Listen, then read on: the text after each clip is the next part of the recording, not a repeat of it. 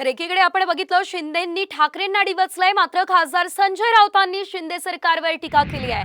चोर लफंग्यांच्या सरकारला 2 वर्ष आता पूर्ण होत आहे। शिंदे सरकारची 2 वर्ष म्हणजे फसवणुकीची 2 वर्ष अशा शब्दांमध्ये राऊतांनी घणाघात केलाय। आज खोके दिन धोके दिन आहे असं म्हणत आदित्य ठाकरेंनीही महायुती सरकारवर जोरदार निशाणा साधलाय। आज जाहिराती पाहिल्या, जाहिरातीवरून कळलं की महाराष्ट्रामध्ये जे एक सरकार आलेलं आहे चोर आणि लफंग्यांचं,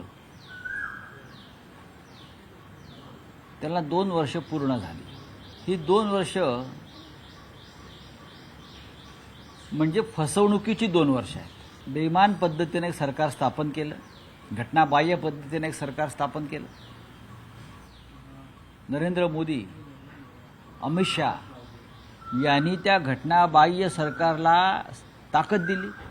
नाही, आज जागतिक खोके दिन आहे आणि एक घटनाबाह्य मुख्यमंत्री 2 हाफ DCM मधून मला वाटतं आज जागतिक खोके आणि धोके दिन हा जो साजरा होत आहे निर्लज्जपणाने साजरा होत आहे। जे निर्लज्ज असतील ते साजरा करतील, जे घाबरट आहेत, जे डरपोक आहेत, जे पक्षचोर आहेत, बापचोर आहेत, दुसऱ्यांचे वडील ज्यांना लागतात स्वतःच्या होर्डिंगवर, हे असे लोक आहेत।